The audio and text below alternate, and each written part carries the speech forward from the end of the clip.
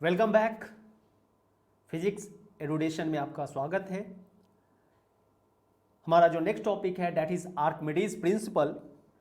आप हमेशा फील किए होंगे कि कोई भी बॉडी को अगर फ्लूइड में लिक्विड में अगर हम देखें तो उसका जो वेट है वो लाइटर फील होता है इन कंपेयर टू एयर। अब इसके पीछे का जो मेन कॉज है वो है कि लिक्विड जो है उस बॉडी पे अपवर्ड डायरेक्शन में एक फोर्स लगाता है और उस फोर्स का जो मैग्नीट्यूड होता है वो इक्वल होता है वेट ऑफ द फ्लूइड जो उस बॉडी के कारण डिस्प्लेस्ड होता है।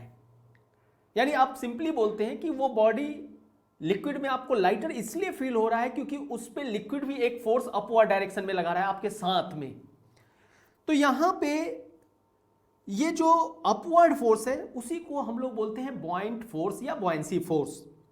अब ये बॉइंट फोर्स का जो मेन कॉज है वो है कि जैसे जैसे आप डेप्थ में जाते हैं, एज अर्लियर हम लोग डिस्कशन कर चुके हैं कि प्रेशर जो है एलिवेशन के अकॉर्डिंग चेंज होता है। तो जैसे जैसे आप डेप्थ में जाते हैं प्रेशर बढ़ते जाता है और वो प्रेशर जो है उसका नेचर हमेशा कंप्रेसिव होता है। कंप्रेसिव करने का मतलब कि जैसे मान लीजिए कि ये ऑब्जेक्ट है तो इस पे एक प्रेशर ऊपर लग रहा है और नीचे से भी एक प्रेशर लग रहा है। अब डेप्थ बढ़ गया तो नीचे का प्रेशर आपको देखने में ज़्यादा होगा क्योंकि इसका वैल्यू, क्योंकि डेप्थ के अकॉर्डिंग प्रेशर हमारा चेंज होता है और वो इस पे अपवर्ड डायरेक्शन में लग रहा है क्योंकि कंप्रेसिव नेचर है। इसको समझने के लिए हम लोग क्या करते हैं कि मान लेते हैं कि ये हमारा कोई कंटेनर है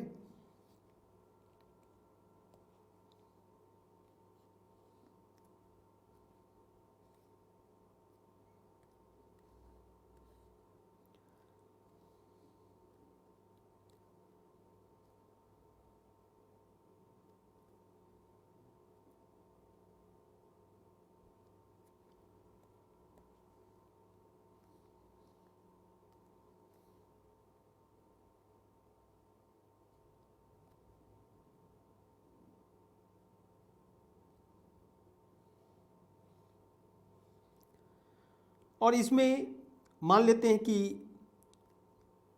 हमारा वाटर फील्ड है, जस्ट एग्जांपल, या कोई भी फ्लूइड फील्ड है।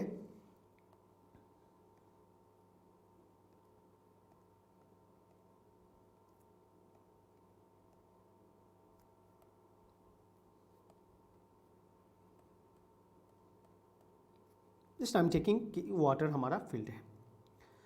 अब इसमें हम लोग एक ऑब्जेक्ट को कंसीडर करते हैं कि ये हमारा कोई ऑब्जेक्ट है, this one is our object.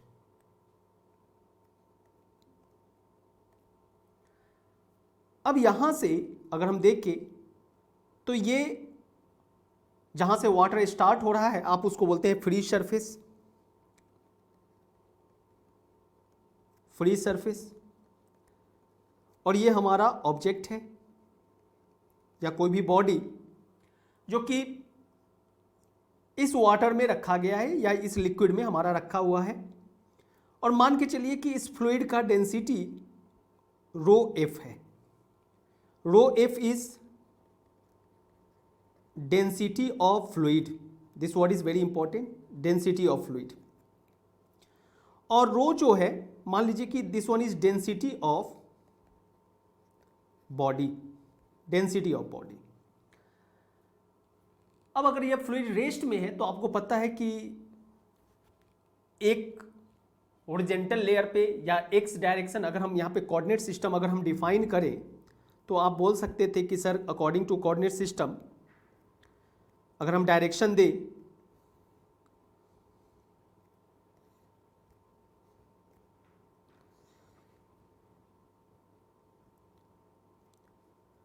तो ये अपना मान लीजिए एक्स डायरेक्शन है, ये वाई डायरेक्शन है, ये जेड डायरेक्शन है।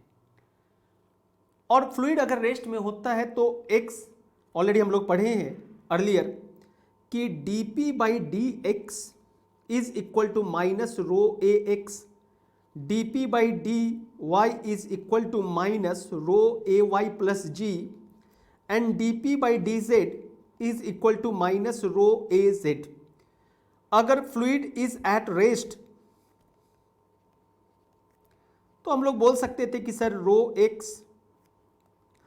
ए एक्स ए वाई और ए जेड इक्वल टू 0 हो जाता, जिसके कारण आप बोल सकते थे कि कहीं पे भी अगर ये फ्लूइड में अगर मान लीजिए कि एक हॉरिजॉन्टल डिस्टेंस पे हम बात करें तो हॉरिजॉन्टल डिस्टेंस का मतलब हो गया कि वो जो प्लेन है उस प्लेन पे हमारा प्रेशर सेम रहेगा। तो इसलिए अगर मान लीजिए कि हम इसमें प्लेन कहने का मतलब हो गया कि जैसे मान लीजिए कि हम यहाँ पे बॉडी इस ऑब्जेक्ट का टॉप पार्ट को सेलेक्ट करते हैं, टॉप सरफेस। अब इस टॉप सरफेस पे कहीं पे भी प्रेशर अगर देखा जाए तो वो सेम ही लगेगा, क्योंकि ये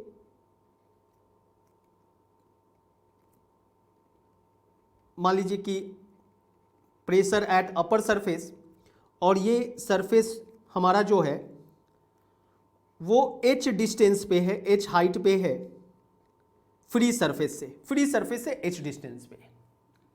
वैसे ही अब यहाँ पे अगर हम बात करें सबसे नीचे वाले सरफेस पे तो इस लेयर पे कहीं पे भी प्रेशर हमारा सेम होगा और प्रेशर का नेचर कंप्रेसिव होता है। कंप्रेसिव मतलब उसके ऊपर लगना, जैसे यहाँ पे आप बोल सकते थे कि यहाँ पे प्रेशर अब इस ऑब्जेक्ट पे लग रहा होगा, तो ये P लोअर हम लिख सकते थे।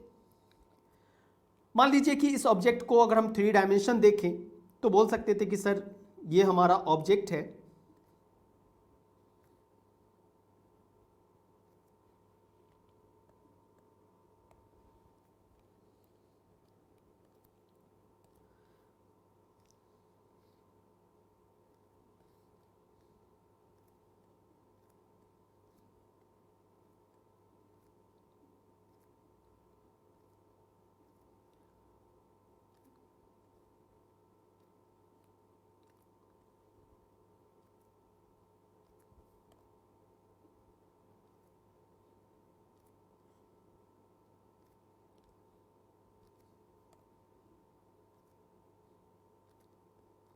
ये हमारा ऑब्जेक्ट है। थोड़ा हम कलर इसको फिल कर दें। अब इसके ऊपर वाले सरफेस पे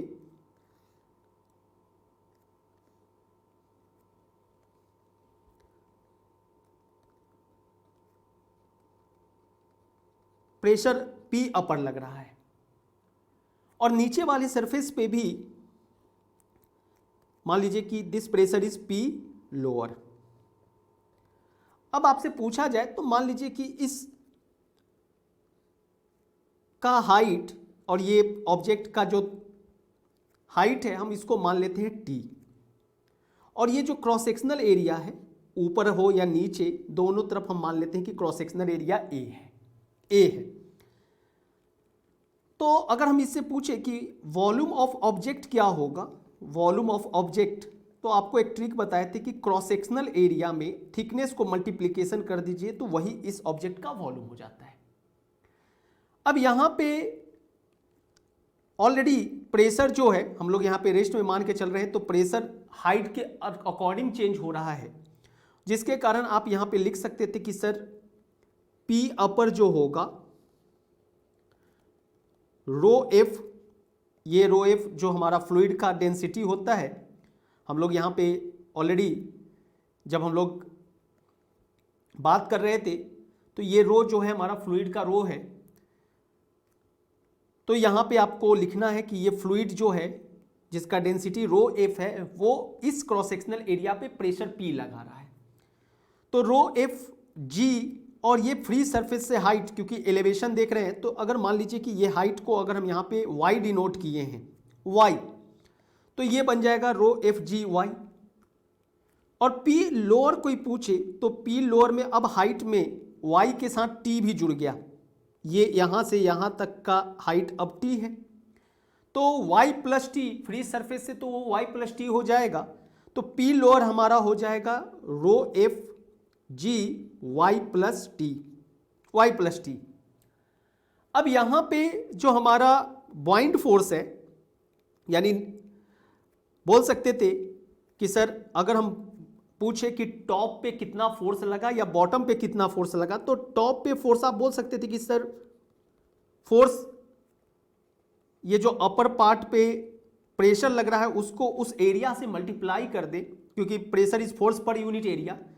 तो फ्लूइड अब इस पे कितना फोर्स लगा रहा होगा, तो P अपर इंटू ए, और आप इसी को लिख सकते थे rho F G A Y.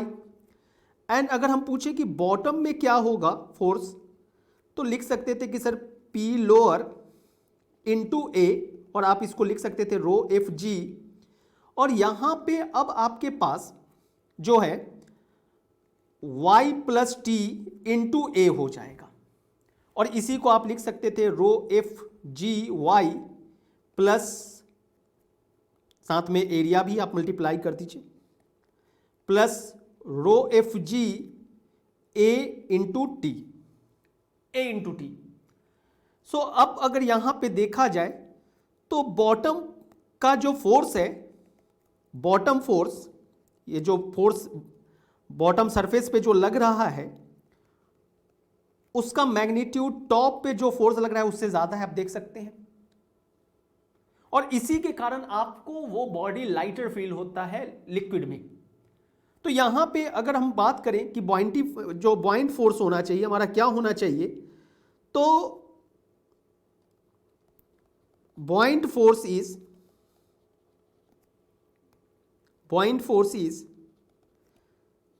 F, यहां पे हम बोल सकते हैं कि सर ये बॉटम पे जो लग रहा है फोर्स माइनस जो हमारा टॉप पे फोर्स है। यही डिफरेंस को हम लोग बोलते हैं कि the difference between this two force is net upward force, और यही हमारा बन जाएगा बॉटम पे जो फोर्स लग रहा था, that is rho F G Y A plus rho F G A T minus rho F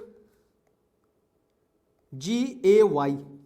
so ये दोनों कैंसिल हो गया, और आप यहां पे बोल सकते थे कि सर ये बन जाएगा rho F G A T, और आप इसी को लिख सकते थे रो एफ जी वॉल्यूम। और आप गौर कर रहे होंगे कि ए टी ऑब्जेक्ट का भी वॉल्यूम था। अब अगर हम पूछे बेटा कि मास, अगर हम बात करें कि मास ऑफ द फ्लूइड क्या होना चाहिए, अगर हम बात करें मास ऑफ द फ्लूइड, तो आप बोल सकते थे कि मास ऑफ द फ्लूइड यहां पे अगर देखा जाए तो density of fluid is mass of fluid per unit volume, क्योंकि डेंसिटी का रिलेशन ही होता है।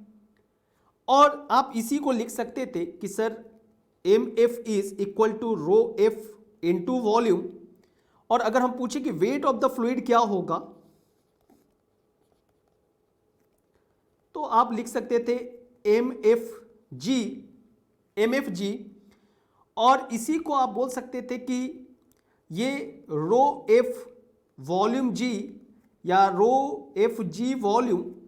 तो एज पर अगर देखा जाए तो ये जो अपवर्ड फोर्स लग रहा था वो कहीं ना कहीं वेट ऑफ द फ्लूइड के इक्वल हो गया, वेट ऑफ द फ्लूइड। अब ये वेट ऑफ द फ्लूइड जो है वो डिस्प्लेस बाय द बॉडी है, क्योंकि वो जो वॉल्यूम हम लोग ले रहे हैं वो वॉल्यूम सेम एज बॉडी का वॉल्यूम है, यानी उतना दूर के वॉल्यूम को वो हटा दिया तभी जाके वो जगह पे शिफ्ट हो गया।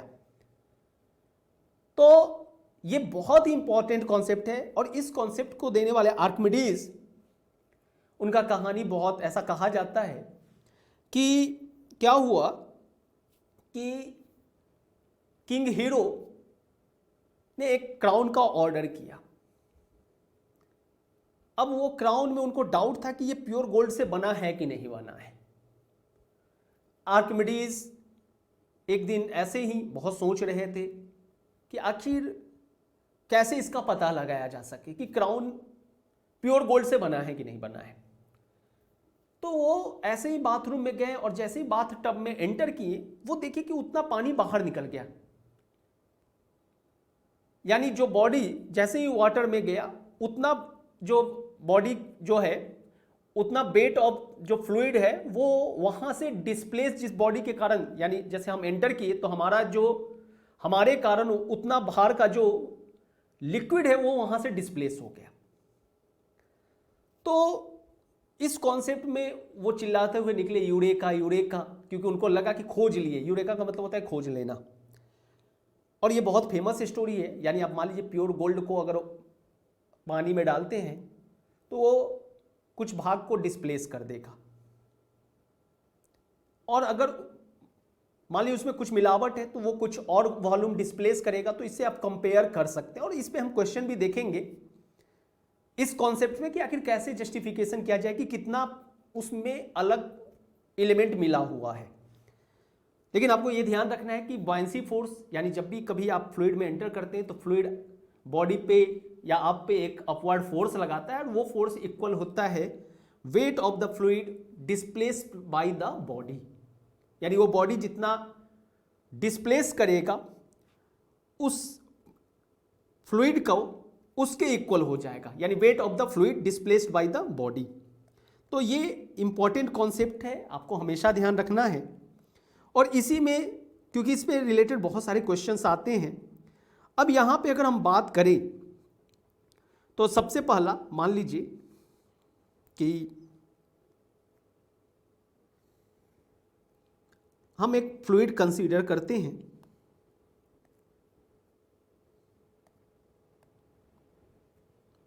ये हमारा फ्लूइड है, कंसीडर करते हैं कि this one is our fluid.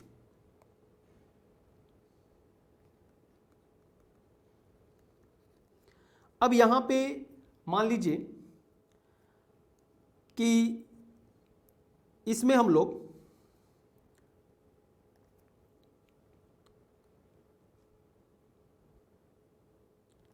ये सॉलिड ऑब्जेक्ट कंसीडर कर रहे हैं।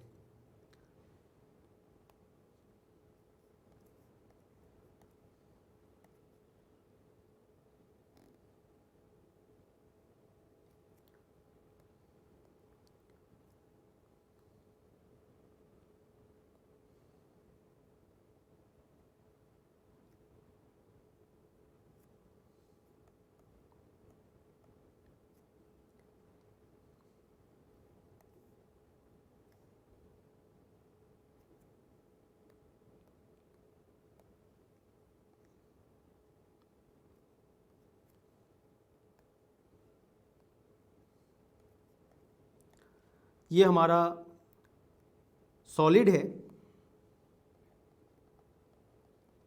और सेम वॉल्यूम का हम लोग इमेजिनरी फ्लूइड कंसीडर कर रहे हैं। This one is imaginary, same volume, जितना सॉलिड का वॉल्यूम है। यहाँ पे बोल सकते हैं कि इस फ्लूइड में हम लोग एनालिसिस कर रहे हैं कि volume of solid is equal to volume of fluid element. ये जो एलिमेंट यहाँ पे हम लोग कंसीडर कर रहे हैं, ये fluid body, this one is solid body and this one is fluid body, imaginary fluid body. दोनों का वॉल्यूम हम लोग सेम मान के चल रहे हैं। अब यहां पे देखा जाए तो अगर हम आपसे पूछे कि इमेजिनरी फ्लूइड जो है, इमेजिनरी फ्लूइड पे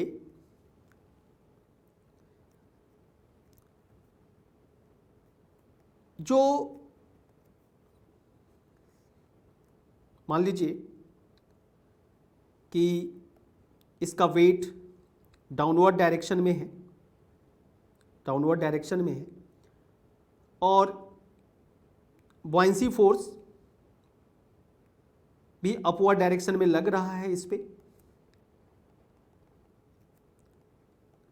एक्चुअली यहां पे वेट और बॉयंसी फोर्स दोनों इसके सेंटर ऑफ मास पे लगेगा। सेंटर ऑफ मास मतलब ऑलरेडी आपको बताए हैं, और आपको आगे डिटेल में भी हम लोग बात करेंगे कि जहाँ पे ये बैलेंस रह सके, जिस पे हम लोग बात करते हैं। तो ये फ्लूइड बॉडी का अगर हमसे कोई पूछे कि बॉयंसी फोर्स यहाँ पे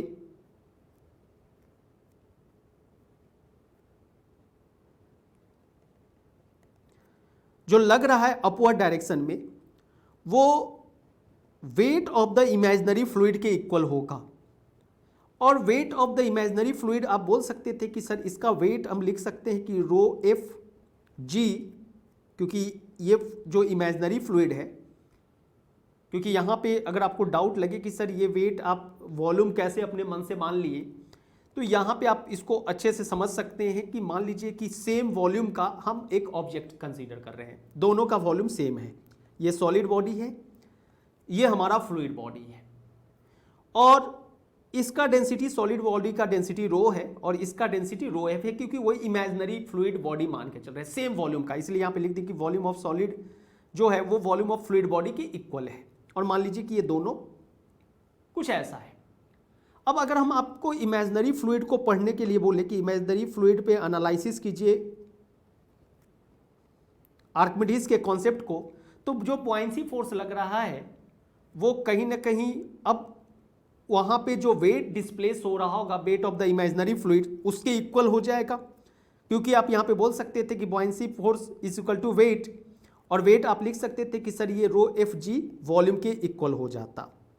तो यहाँ से ये बोल सकते थे कि ये वॉल्यूम जो है ये वॉल्यूम हमारा वॉल्यूम ऑफ सॉलिड और वॉल्यूम ऑफ फ्लूइड बॉडी है। तो जिसी के कारण आप हमेशा बोलते हैं कि जब भी कभी कोई ऑब्जेक्ट अगर पानी में जाता है तो उतना वॉल्यूम का लिक्विड वहां से हट जाएगा जितना वॉल्यूम का सॉलिड होगा। This point is very important. जैसे मान लीजिए कि वॉल्यूम सॉलिड का 2 मीटर क्यूब है, तो वो जैसे ही गया पूरा इमर्स्ड हो गया तो उतना वॉल्यूम पानी का अलग हो जाएगा, हट जाएगा, डिस्प्लेस्ड हो जाएगा, क्योंकि उस जगह को भरने के लिए वहां पे सॉलिड बॉडी इंटर कर चुका है। तो ये आप हमेशा ध्यान रखिए, क्योंकि ये लाइन जो है दैट इज वेरी इंपॉर्टेंट और बहुत ही इंपॉर्टेंट लाइन है, आपको हमेशा ध्यान रखना है कि जो सॉलिड का वॉल्यूम होगा उतना ही वॉल्यूम वहां से डिस्प्लेस होगा, जो सॉलिड का वॉल्यूम होगा उतना ही डिस्प्लेस होगा। अब यहां पे हम लोग बात कर सकते हैं कि सर मान लीजिए फॉर फ्लोटिंग बॉडीज, फ्लोटिंग का कहने का मतलब हो गया कि तैरता हुआ बॉडीज। अब फ्लोटिंग बॉडीज के केस में क्या हो सकता है कि पूरा बॉडी सबमर्ज नहीं होगा फ्लूइड में। तो मान लीजिए कि ये हमारा कोई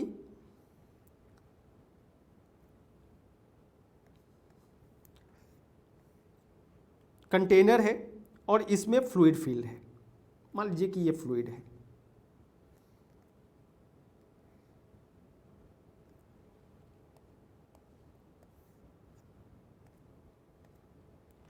ये हमारा फ्लूइड है और मान लीजिए कि इसमें हम लोग कंसीडर कर रहे हैं कि कोई हमारा फ्लोटिंग बॉडीज है, ये हमारा कोई फ्लोटिंग बॉडी है।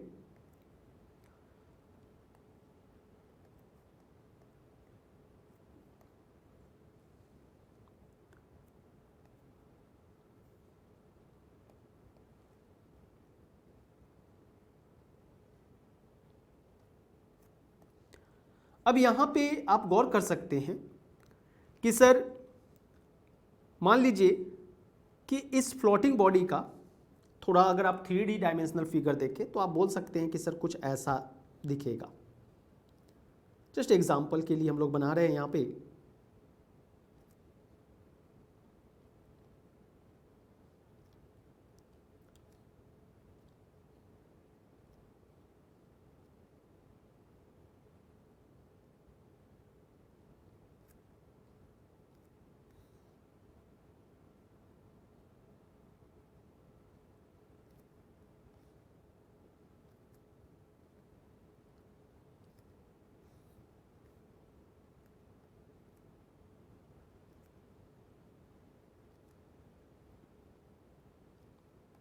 ये हमारा कोई सॉलिड बॉडी है जो लिक्विड में आपका तैर रहा है, फ्लोट कर रहा है।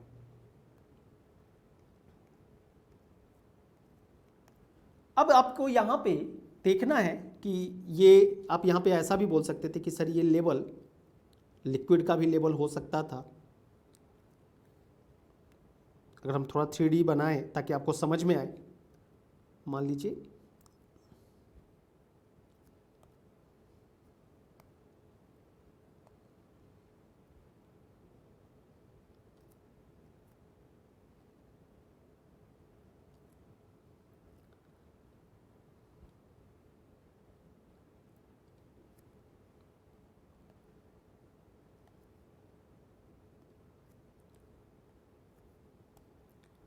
अब यहाँ पे क्लियर हो रहा होगा कि ये पार्ट जो है पानी के अंदर में है। अगर हम इसको वाटर मान लेते तो ये हमारा कोई लिक्विड है जिसका डेंसिटी रो एफ है, और ये हमारा कोई फ्लोटिंग बॉडी है, floating body.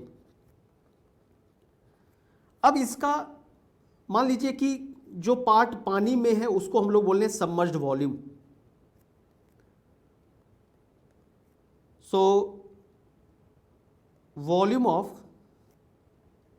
The submerged portion of the floating body. मान लीजिए कि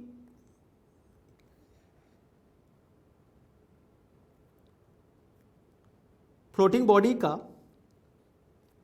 वाई हाइट तक फ्लूइड जो है वो पानी के अंदर है, और फ्लूइड का क्रॉस सेक्शनल, ये बॉडी जो है floating body, that's cross sectional area is a. और पानी के ऊपर, यानी मान लीजिए कि ये फ्लूइड के ऊपर जो पार्ट है वो है अपना एक्स, ये बोलते हैं कि फ्लूइड हमारा फ्लूइड सरफेस है। तो अब यहां से कोई पूछे कि सबमर्ज्ड वॉल्यूम क्या हो सकता था, तो आप बोल सकते थे कि वॉल्यूम का मतलब हो गया क्रॉस सेक्शनल एरिया, और पानी के अंदर कितना हाइट तक है, तो वाई हाइट तक है, तो ए इंटू वाई ये हमारा सबमर्ज्ड वॉल्यूम हो गया। और यहां पे अगर पूछा जाए कि टोटल वॉल्यूम कितना होगा, तो टोटल वॉल्यूम इस बॉडी का आप बोल सकते थे कि सर टोटल वॉल्यूम जो होगा वो cross sectional area into total height. अब टोटल हाइट यहाँ पे कितना है, तो मान लीजिए कि आप टोटल हाइट जो है वो y यहाँ पे h अगर लिख दे कि टोटल हाइट इज h, तो आप बोल सकते थे कि सर टोटल हाइट जो है इस बॉडी का that is h। So a into H, और h को आप लिख सकते थे x प्लस वाई। अब यहाँ से अब अगर ये लिक्विड जो है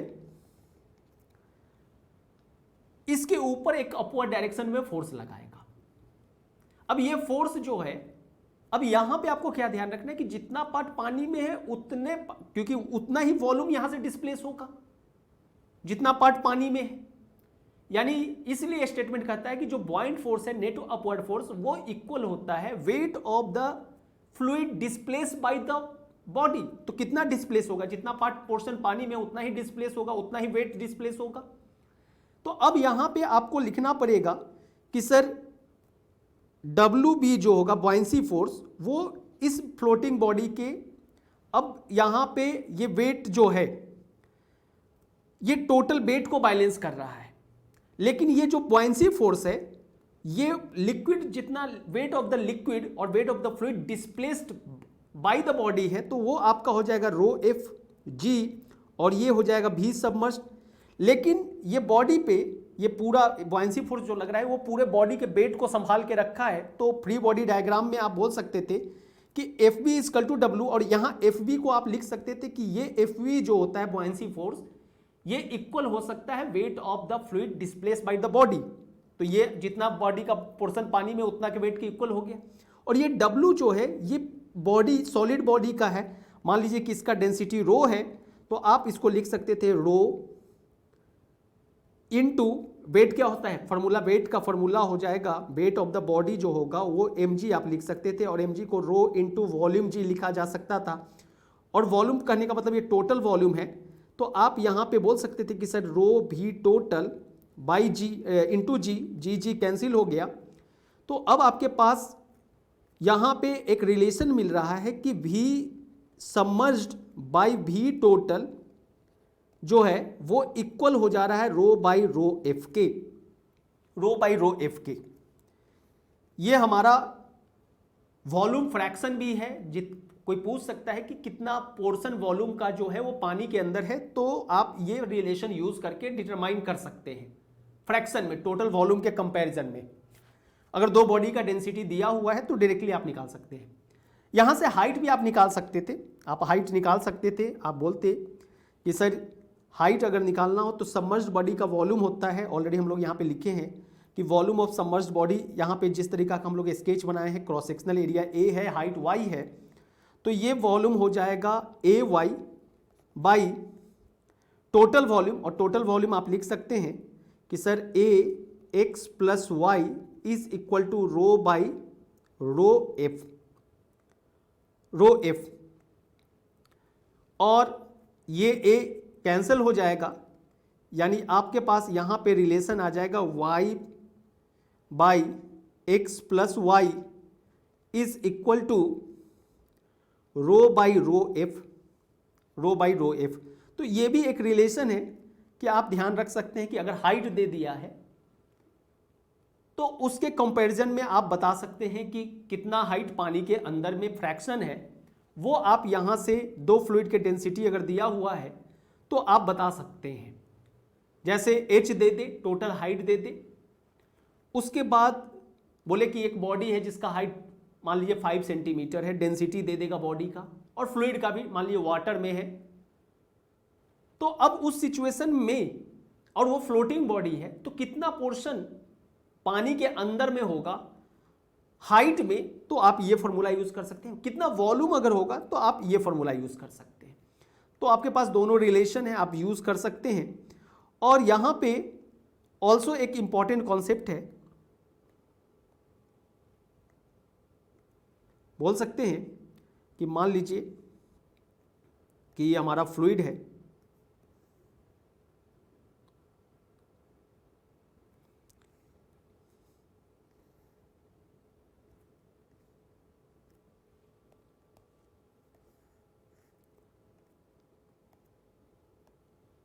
ये हमारा फ्लूइड है, और यहाँ पे हम लोग कंसीडर करते हैं कि अगर बॉडी कुछ इस तरीक़ा से है, एक बॉडी कुछ ऐसा है और कोई बॉडी ऐसा है, तीन सिचुएशन है।